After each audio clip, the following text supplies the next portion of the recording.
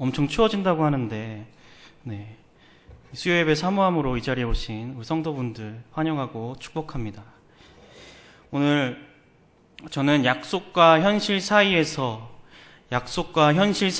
제목으로 창세기 16장 말씀을 통해서 하나님이 우리를 향한 뜻이 무엇인지 깨닫는 시간을 가지기 원합니다. 사실 저의 청년의 때를 이끌었던 주제가 한 가지 있는데요. 제 외모와 달리 그것은 슬픔에 대한 주제였습니다. 좀 화려하게 얘기하면 슬픔에 대한 신학이었던 거죠. 이렇게 얘기하니까 되게 거창하고 특별한 것 같지만 그런 건 아니고요. 그냥 녹록하지 않은 그냥 하루하루가 제게는 늘 슬픔으로 다가왔습니다.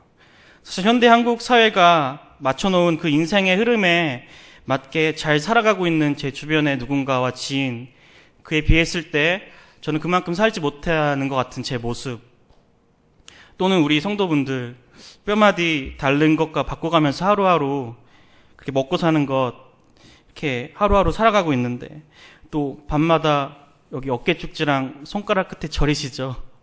그런데 그나마도 또 자녀분들 싫어하실까봐 주물러달라고 이렇게 당당하게 얘기하지도 못하고, 또 겨울, 여름 정말 그 숨 턱턱 막히는 그 하루하루 살아갈 때 그냥 하루 먹고 살라고 그렇게 치열하게 애쓰며 살아가고 있는데 또 내 자녀는 그만큼 아직도 좀 헤매고 있는 것 같고, 또 일도 이제 좀 놓고 용돈도 받고 그랬으면 좋겠는데 또 하루 버는 게 아쉬워서 또 차마 그러지 못할 때가 많은 것, 그게 그냥 우리 살아가는 그 하루하루인 것 같습니다. 그래서 제가 지닌 슬픔에 대한 그런 정서는 그냥 이런 하루하루에 대한, 녹록하지 않은 하루하루에 대한 것이었어요. 하루를 먹고 사는 것도 참 쉽지 않은데 믿음으로 하루하루를 살아야 된다는 것, 거기에 여전히 내 삶과 내 환경 그리고 내 내면은 여전히 제자리인 듯한 그 슬픈 마음에 대한 그런 정서였습니다. 종초부터 너무 되게 우울한 얘기로 제가 시작하는 건 민망하지만, 글쎄요, 이 슬픔이라는 이 사람의 정서가 우리를 어디로 이끄는지에 따라 어떤 이는 이 슬픔이라는 주제가 정말 절망과 허무로, 또 어떤 이는 그와는 꽤나 다른 목적지로 우리를 인도할 것 같습니다. 오늘 본문에 아브라함도 그 인생 전부를 관통하는 어려움이 한 가지 있었음을 보게 됩니다. 바로 자손에 대한 약속과 불임이라는 그 현실 사이의 충돌이었습니다. 그 사이에서 맞는 수많은 고초와 고난과 실수와 그 거친 인생사 속에서 맞게 되는 회한이었죠. 그런데 아브라함의 그 슬픔과 그 회한이 그냥 슬픔으로 남겨져서 끝났을까요? 오늘 함께 말씀을 살펴보면서 우리 삶에 여전히 남아있는 이 슬픔, 어려움, 실패, 하나님께서 내게 주신 약속과 아직 그것이 이루어지지 않는 그 약속, 그 사이에서 갈등하는 우리 삶의 그 고난과 슬픔에 어떤 의미가 있는지 함께 깨닫기 원합니다. 우리 본문을 함께 한번 살펴볼 텐데요. 이 창세기 기록자는 아브라함이 등장하는 그 이야기의 시작과 함께 이 불임이라는, 그러니까 임신하지 못하는 주제를 언급합니다. 창세기 11장 30절을 제가 읽도록 하겠습니다. 사레는 임신하지 못함으로 자식이 없었더라. 우리 다 알듯이 아브라함은 아버지 데라가 죽을 때까지 이제 바벨탑에 있던 그 갈대아 우르 지역을 나와서 하란에 잠시 머물다가 이제 거기를 떠나 하나님이 보여줄 땅으로 갈 것을 지시받죠. 그러면서 아브라함을 통해 큰 민족을 이루시겠다고 하나님이 약속하십니다. 그런데 사레가 임신하지 못하는 그 불임의 상황이었음에도 그렇게 약속하셨던 거죠. 어쨌든 아브라함은 그 약속을 의지해서 가나안 땅으로 들어갑니다. 그리고 10년이 지나서 이제 16장의 상황에 이르는데요. 여기서 오늘 읽은 본문에서 다시금 아브라함의 아내 사레가 출산하지 못하였다라는 상황이 언급됩니다. 여전히 아브라함에게는 대를 이을 자손이 없었던 거죠. 오늘 본문의 말씀이 바로 이 지점인 것입니다. 그 아이를 갖지 못하는 불임의 상황으로 인해 빚어지는 그 아브라함 인생사 최고의 갈등 상황이 오늘 본문 16장에서 이렇게 버무려져서 불거지고 있는 거예요.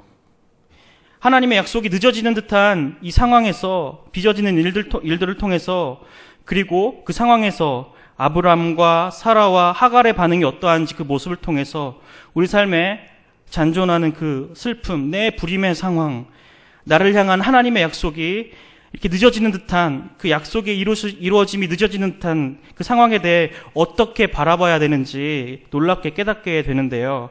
그 중에 한 가지를 1, 2절을 통해서 깨닫게 됩니다. 그것은 우리의 약속의 성취가 그 늦어지는 현실 때문에 우리는 우리의 방법을 찾아 해결하고자 한다는 것입니다. 즉, 그 약속과 현실 사이에서 눈에 보이는 가능성을 찾아 선택한다는 것이죠.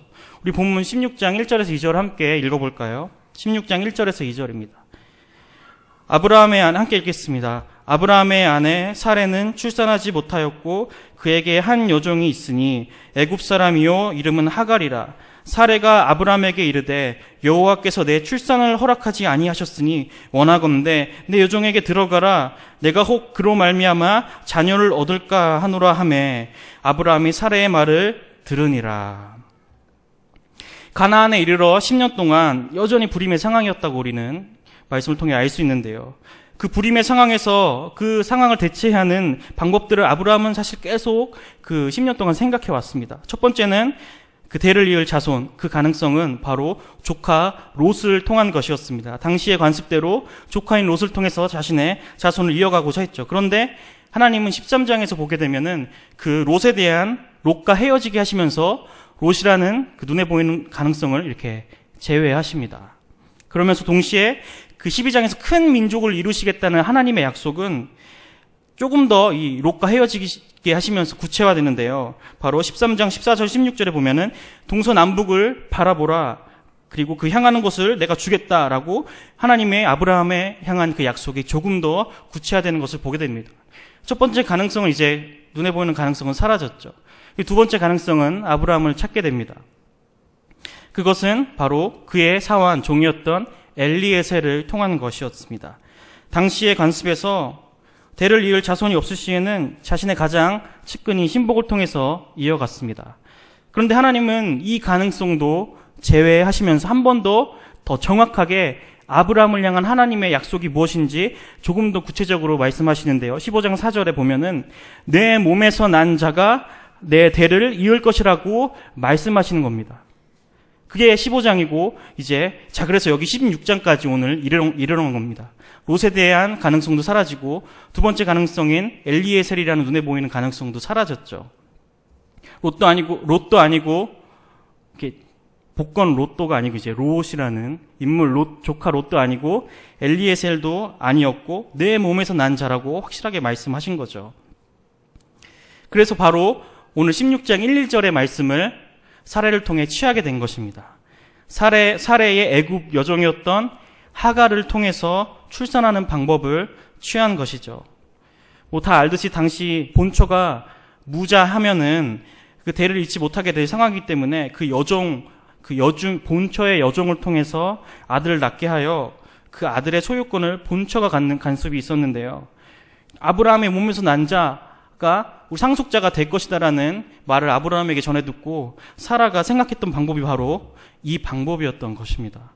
그래서 사레는 당시 16장인 사레였죠. 사레는 아브라함에게 이렇게 제안하죠. 내 여종에게 들어가라. 사실 이런 대리모의 간섭은 크게 문제될 것이 없는 오히려 사라에게 박수 쳐줄 일이었습니다. 자신이 자원해서 그 방법을 제안했던 것이기 때문이죠. 하지만 오늘 이 모세로 알고 있는 창세기의 기록자는 이러한 사례의 반응과 방법에 대해서 부정적인 시각을 갖고 보는 것을 알 수 있는데요. 이것은 바로 이 2절의 사례의 말을 들으니라라는 구절 때문입니다. 여기 쓰인 이 사례의 말을 들으니라라는 단어는 바로 아담의 타락 사건인 3장 17절에 나오는 거기서만 등장하는 단어인데요. 아담이 선악과를 따먹고 하나님이 아담에게 했던 말씀, 내가 여자의 말을 들었다라는 표현과 이 아브라함이 사례의 말을 들었다라는 표현이 같은 것이죠. 창세기의 이 저자는 사례의 제안과 그에 대한 아브라함이 제안을 받아들이는 이 모습을 통해서 바로 아담과 하와의 그 타락 사건을 생각나게 하는 것입니다. 그래서 당시 관습상으로 아무런 윤리적인 문제가 없었고 오히려 더 칭찬해줘야 될 상황임에도 불구하고 하나님 오히려 반대로 그것이 적절한 반응이 아니었다라고 이야기해 주는 것입니다. 하나님의 반응은 부정적이었죠. 즉 살해의 반응은 이제 기다려보는 것이 아니라 믿음으로 기다려보는 것이 아니라 눈에 보이는 가능성을 찾은 겁니다. 눈에 보이지 않는 가능성은 닫아두고 말입니다. 또한 아브라함의 반응 역시 이러한 살해의 반응을 받아들이는 것이었죠. 눈에 보이는 가능성을 찾았던 사라와 그것에 순종하여 응했던 아브라함을 하나님은 옳다하지 않으시는 겁니다. 사실 이러한 사라와 아브라함의 반응이 우리 삶에도 너무 공감이 되죠. 또 사실 되게 익숙한 장면입니다. 이제 눈에 보이는 그 가능성에 우리는 반응할 수밖에 없습니다. 하나님의 방법과 뜻이 무엇인지 생각하기보다는 이 당장에 내 앞에 보이는 이 엄청난 가능성, 합리적으로 봤을 때, 효율적으로 봤을 때도 이 가능성은 너무나 큰 기회이고 내가 잠깐 별거 아닌 거 타협함으로 얻게 되고 또 그 내가 성공해서 하나님께 영광 돌리면 되지 않는가라는 그 생각에 항상 빠져서 유혹받게 되는 그 말씀인 거죠. 그런 상황인 거죠. 하지만 하나님 우리에게 평가하실 때 우리 어떤 생산성이나 효율성이나 합리적인 것들로 우리를 향해 평가하시는 것이 아니고 하나님은 하나님과 우리와의 관계와 우리를 향한 하나님의 약속과 그것을 신뢰하여 그 믿음의 삶을 하나님과 동행하였는지로 우리를 바라보시고 평가하시고 따지시는 겁니다. 그 결과가 세상이 말하는 성공에 이르지 못하더라도요. 아멘. 제가 사실 아는 집사님이 한 분 계시는데요. 개인적인 친분이 이렇게 친밀하게 있는 것은 아닌데 함께 공동체 생활을 했던 분입니다. 이분 직업이 뮤직비디오 감독님이신데요. 가장 최근에 찍은 영상이 이제 나얼이라는 가수의 바람기억이라는 노래, 제목이 정확히 아마 기억이 안 나는데 바람기억이라는 노래일 겁니다.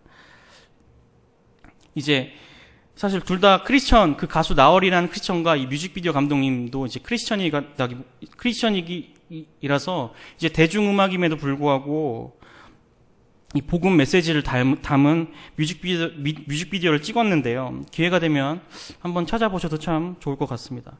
어쨌든 이 집사님께서 프로덕션을 운영하면서 굉장히 이제 잘 나갔습니다. 갈수록 더 잘 나가고 이제 내노라 하는 가수들, 탑 여배우들 여 가수들 노래를 이렇게 뮤직비디오를 찍고 그러셨는데 우리가 다 알듯이 이 세대를 통해서 우리가 정말 피부로 느끼듯이 이 미디어 쪽도 많이 어렵기 때문에 갈수록 더 선정적이고 갈수록 더 자극적이고 더 노출을 원하는 그런 미디어를 생산해내기를 원합니다. 그래서 그 클라이언트들도 이제 기획사 사장들도 자신의 이제 여자 가수들을 노래를 찍을 때 조금 더 이렇게 선정적으로 찍어달라고 계속 부탁을 하는 거죠. 그런데 이 집사님은 이제 도저히 본인의 신앙 양심상 그걸 따를 수가 없어서 찍지 않겠다고 다짐하고 실제로 그렇게 안 찍으니까 점점 클라이언트들도 고객들도 줄어들고 프로덕션 운영도 쉽지 않은 상황에 이르렀다고 이렇게 고백하며 간증했던 강의를 들은 적이 있습니다. 사실 믿음을 지켜서 성공한 이야기 그것 때문이 아니라 신앙 때문에 실패한 이야기라서 더 감동으로 도전으로 다가왔습니다.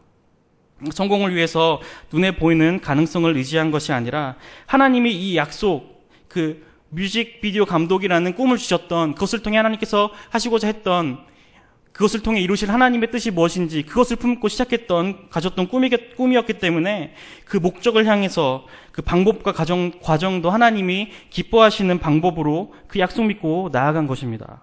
비록 좀 상황은 어려운 상황이지만요. 제가 우리 교회 온 지 오래되진 않았지만 우리 교회 이 성도님들 중에도 이런 분들이 계시는 것을 이렇게 오며 가며 듣게 됩니다. 신앙을 지키려고 또 주의를 지키려고 또 예배를 지키고 봉사하려고 거룩함을 지키시려고 정말 치열하게 몸부림치고 고민하고 그렇게 애쓰시는 분들의 이야기를 듣게 되면 참 도전도 되고 감사함을 느낍니다. 그렇기 때문에 우리는 이러한 믿음으로 하나님의 가능성, 우리를 향한 뜻을 기다려야 합니다. 아브라함의 삶을 통해서도 보여주셨듯이 눈에 보이는 나의 가능성들은 이제 하나하나 제거하시면서 이제 구체적인 하나님의 약속에 이루어주심이 무엇인지 또 그것이 실제로 이루어지고 있음을 우리에게 조금씩 보여주시기 때문입니다. 우리는 눈에 보이는 가능성이 아닌 바로 하나님의 약속에 의존해야 합니다. 그렇지 않을 때 사실 그 결과가 우리 상황을 조금 더 어렵게 악화시키는 것을 보게 되는데요. 그 상황을 우리 4절, 6절을 통해 알 수 있습니다. 16장 4절, 6절을 같이 한번 읽어볼까요? 같이 읽겠습니다. 아브라함이 하갈과 동침하였더니 하갈이 임신하매 그가 자기의 임신함을 알고 그의 여주인을 멸시한지라. 사레가 아브라함에게 이르되 내가 받는 모욕은 당신이 받아야 옳도다. 내가 나의 요종을 당신의 품에 두었거늘 그가 자기의 임신함을 알고 나를 멸시하니 당신과 나 사이에서 여호와께서 판단하시기를 원하노라. 아브라함이 사레에게 이르되 당신의 여종은 당신의 수중에 있으니 당신의 눈에 좋을 대로 그에게 행하라 하매 하갈을 학대하였더니 하갈이 사레 앞에서 도망하였더라. 와, 참, 오로라 공주 같은 상황이 여기서 펼쳐집니다. 정말 현대의 막장 드라마에 나올 법한 이야기, 그 가정의 총체적인 불화가, 그 스트레스가 오늘 아브라함에게 일어나고 있는 것을 보게 되는데 그 가정사에 드리워졌음을 우리가 보게 됩니다. 물론 아브라함도 사레의 말을 듣고 이제 드디어 자녀가 생기는 것 때문에 되게 기뻐하고 좋아했을 것입니다. 비록 사레의 여종을 통한 것이었지만. 그런데 이제 주도권이 하갈에게 돌아갑니다. 왜냐하면 당시 대를 이을 자손을 가진다는 것은 정치적인 힘을 얻는다는 것이고 모든 유산 상속권의 권한에 속한다는 것이었기 때문이죠. 비록 사라의 여종이기에 그녀를 통한 아이는 사라가 그 소유권을 갖게 되지만 하갈은 이를 거부하듯이 그 주인을 멸시합니다. 4주 후에 뵙겠습니다. 사랑과 전쟁이라는 드라마처럼 그 일이 바로 이 아브라함의 가정에 벌어지고 있는 겁니다. 부모 친권으로 인한 다툼, 본처와 대리모의 갈등, 유상상속 문제, 가정폭력, 하나 겨우 생겨 얻은 아이를 벤 채 도망간 그 대리모 사이에서 이도저도 못하는, 그리고 갈등하는 아브라함, 주춤거리는 아브라함, 정말 총체적인 난국입니다. 게다가 16장 끝절과 17장을 보게 되면은 이삭을 얻게 되는 때까지 14년이라는 세월이 걸리게 되어버린 것을 봅니다. 사실 우리 모두 이런 경험 있지 않으십니까? 분명 이것이 가장 최선의 길이고 가장 큰 가능성이었고 이 상황을 타개할 만한 마땅한 방법이라 생각해서 선택했는데 상황은 이전보다 더 나빠져 버리고 더 큰 갈등과 고민에 빠지게 된 사업일 수 있고요. 자녀 교육 문제일 수 있고요. 어쩌면 주의를 지키는 문제일 수 있습니다. 제게도 이런 경험이 있는데요. 실패한 경험입니다. 계획이 없는 대학교 휴학을 하게 됐던 경험인데요.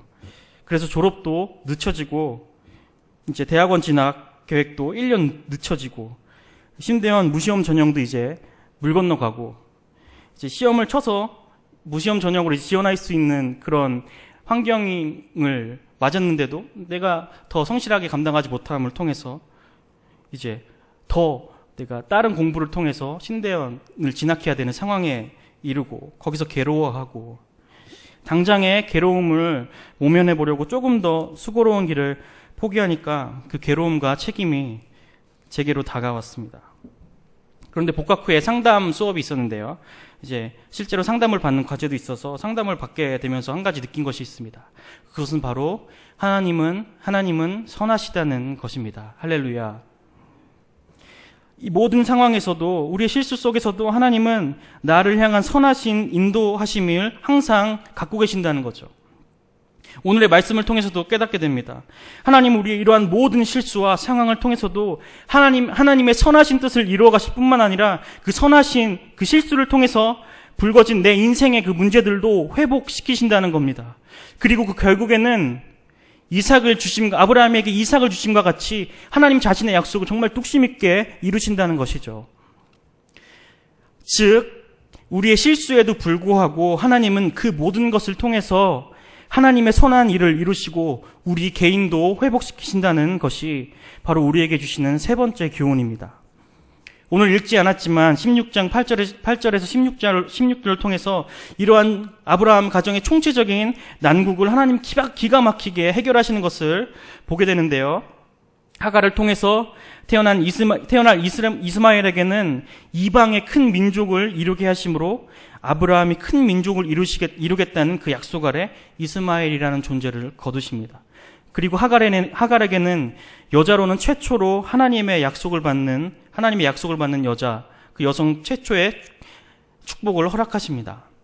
그리고 그 아브라함의 장막에 다시 돌아가게 하시죠. 하갈이 돌아온 후에는 이스마엘이 독립할 수 있을 때까지 정도의 시간을 허락하신 다음에 이제 사라와 아브라함에게 드디어 이삭을 허락하십니다. 하나님은 선하시며 전능하십니다. 우리의 실패와 실수 가운데도 한치도 용납하지 않으시고 하나님 자신의 뜻을 이뤄가시고 그 뜻 안에서 우리의 실수로 불거진 그 삶의 문제들, 그 문제들도 함께 회복하신다는 것이죠. 그런데 우리 한 가지 중요한 것을 보게 됩니다. 아브라함은 99세에 내가 이삭이라는 아들을 얻을 것이다라는 하나님의 구체적인 그 상속자의 이름을 듣기 전까지도 여전히 이스마엘이라는 존재를 자신의 상속자로 여기며 생각하고 그 가능성만 의지하고 있었습니다. 하지만 하나님은 가능성이 전혀 없고 더욱더 불가능한 상황까지 99세라는 정말 그 엄청난 나이 때까지 아브라함을 몰고 가신 후에 전혀 불가능했던, 생각하지도 못했던 방법으로 하나님 자신의 약속을 이루시는 것을 보게 됩니다. 이것이 바로 이삭을 얻게 되는 과정이었습니다. 그래서 오늘 인생의 끊임없는 충돌과 이 갈등 속에서 생겨나는 우리의 질문이 이것입니다. 하나님의 나를 향한 그 약속과 그 아직 도무지 보이지 않는 나를 향한 그 하나님의 약속의 이루어짐, 그 사이에서 우리는 늘 갈등하고 신음하고 탄식합니다. 그 이유가 무엇인지, 우리 하나님의 약속을 이루심을 이렇게 힘들게 이루시는 그 이유가 무엇인지요. 오늘 서두에서 아브라함 인생 전반에 충돌하는 두 가지가 있다고 했죠. 한쪽은 하나님의 그 신실하신 그 약속이고, 한쪽은 여전히 불임이라는 나의 현실의 상황, 그 사이의 충돌입니다. 오늘 이 사이에서 갈등하고 신음하고 탄식하며 기도하는 우리를 통해 하나님이 이루시는 놀라운 일을 발견하게 되는데요. 그 첫째는 바로 우리의 믿음의 범위를 한 차원 높이신다는 겁니다. 즉 우리의 믿음을 성장시키신다는 것이죠. 이런 끊임없는 충돌을 통해서 하나님은 나의 믿음의 분량을 장성한 데에 이르게 합니다. 박영성 목사님의 욥기 강의에 나온 말을 빌리면은 우리의 이해의 범주를 한 차원 높이시는 것이죠. 하나님은 누구시고 나는 누구이며 내가 이 땅에 살아가는 삶의 의미는 무엇이고 내가 추구해야 할 가치는 무엇인가에 대해서 말입니다. 우리가 고민하고 애태우고 신음하고 화내면서 하나님 붙들고 살아가는 그 실수도 하면서 그 살아가는 우리의 그 시절, 그 믿음의 하루하루 행보를 통해서 그렇게 하나님은 우리의 믿음의 진보를 이루시는 것이죠. 그래서 성장은 두 가지인 것 같습니다. 한 가지는 자주 넘어지지 않게 되는 것이고, 둘은 그래도 계속 일어나 보는 것입니다. 이 두 가지를 통해서 하나님은 우리를 연단시키시고 하나님이 누구신지 한 차원 더 깊이 알게 하실 것입니다. 우리 이해의 범주를 깨트리실 것입니다. 할렐루야. 우리 두 번째 또 깨닫게 되는 것은요, 참 중요한데요. 바로 나의 필요와 하나님의 뜻이 합치되는 지점으로 나를 이끄신다는 겁니다. 나의 필요와 하나님의 뜻이 합치되는 지점으로 이끄신다는 것입니다. 이것은 곧 이 나의 삶이 그 하나님의 정말 장대한 구원 역사에, 하나님의 그 장대한 구원 역사와 연관되어 있음을 의미합니다. 마치 퍼즐의 한 조각처럼요. 우리가 간절히 붙들고 고백하는 그 기도를 통해서 하나님은 나를 향한 약속을 이루실 뿐만이 아니라 나를 향한 그 약속의 성취를 통해서 열방을 향한 하나님의 일을 이루십니다. 할렐루야. 열방을 향한 자신의 약속을 성취해 가시는 것입니다. 한나가 그랬고 엘리사벳이 그랬고 성경에 등장하는 많은 인물들이 그러하였습니다. 이것이 바로 하나님은 우리로 눈물로 침상을 적시며 신음하게 하는 이유인 것입니다. 왜냐하면 하나님은 나의 필요와 하나님의 뜻이 합쳐지는 그 시점까지, 즉 내가 전혀 손쓸 수 없는, 내가 전혀 가능성을 찾지 못하는 그 시점까지 나를 몰고 가시는데, 이는 하나님의 전적인 은혜로, 하나님의 그 전적인 은혜로만 그 약속을 이루실 상황으로 몰고 가시는 것이기 때문입니다. 바로 예수 그리스도께서 이 땅에 오셔서 이루신 일과 같이요. 그래서 우리는 우리의 필요에 대한 우리의 고통 어린 간구는 우리가 미처 알지 못할지라도 성령님의 인도하심 아래 있는 시대를 향한 기도인 것입니다. 바로 시대를 반영하는 기도인 것입니다. 우린 당장 그것이 미처 무엇인지 깨닫지 못할지라도요. 우리 아브라함을 한번 봅시다. 아브라함은 종래 이삭을 얻었고, 이삭의 약속을 받았고 실제로 얻었습니다. 그러나 아브라함은 그 의미를 명확히 알지 못했어요. 희미하게 보았을 뿐입니다. 그러나 우리 신약시대의 성도는 아브라함과 이삭의 의미를 너무나 잘 압니다. 아브라함과 이삭이라는 존재가 예수 그리스도로 뻗어있는 언약이고, 그것이 우리 시대에 이루어졌음을 우리는 명확히 아는 것이죠. 그래서 우리는 더 나은 새 언약의 백성인 것입니다. 이것이 우리의 마지막 경주가 중요한 이유입니다. 주님 다시 오신다는 그 약속 붙들고 살게 되는 이유입니다. 왜냐하면 그 완성의 날을 향한 마지막 주자가 그 피니시 라인까지 이르지 않는다면 아브라함의 믿음의 삶도 아무것도 아닌 게 되기 때문입니다. 히브리서 11장 40절로 12장 1절을 제가 읽겠습니다. 이는 하나님이 우리를 위하여 더 좋은 것을 예비하셨은즉 우리가 아니면 그들로 온전함을 이루지 못하게 하려 하심이라. 이러므로 우리에게 구름같이 둘러싼 허다한 증인들이 있으니 모든 무거운 것과 얽매기 쉬운 죄를 벗어버리고 인내로써 우리 앞에 당한 경주를 하며. 아멘. 그래서 우리는 오늘 간구해야 합니다. 우리 개인의 불임에 대해서요. 내 삶에 지긋지긋하도록 해결되지 않는 그것을 위해서 기도해야 합니다. 우리의 어려움과 실수가 있는 그 모습을 주님 결코 외면하지 않으십니다. 아브라함 개인의 믿음의 차원을 바꿔가셨을 뿐만 아니라 이 아브라함의 인생 이야기를 통해서 그 열방의 다스림, 그 은혜의 구원 사역을 바라보고 계셨던 것처럼요. 그의 아브라함의 슬픔을 바꿔서 기쁨으로 이루셨고, 그것은 단지 아브라함만의 문제, 아브라함만의 기쁨이 아니라 온 열방을 향한 기쁨과 온 열방을 향한 하나님의 다스림으로 나가게 하는 하나님 나라 이야기의 서막이었기 때문입니다. 말씀을 한번 다시 생각해 보고자 합니다. 그래서 오늘 우리 하루 삶의 슬픔, 정말 가시 같죠? 그 가시 같은 현실들과 하나님 앞에 나아갈 때 그 슬픔은 우리를 좌절과 허무의 자리가 아니라 하나님의 자리로 채우실 것입니다. 왜냐하면은 그 슬픔은 하나님이 아니면 결코 채울 수 없는 공간이기 때문입니다. 왜냐하면 그 슬픔은 하나님의 일을 이루시기 위해 마련된 공간이기 때문입니다. 그것이 우리에게 슬픔이라는 정서와 슬픔이라는 그 상황을 허락하신 이유입니다. 오늘 그래서 우리의 슬픔을 들고 하나님께 나아가야 합니다. 하나님이 분명히 기쁨으로 바꾸실 것이기 때문입니다. 우리 한 해 시작됐죠. 그 반복될 수 없는 일어섬과 넘어짐 사이에서 인자와 자비를 우리를 선하게 성장시키실 하나님을 붙들며 걸어가 보기를 고백합니다.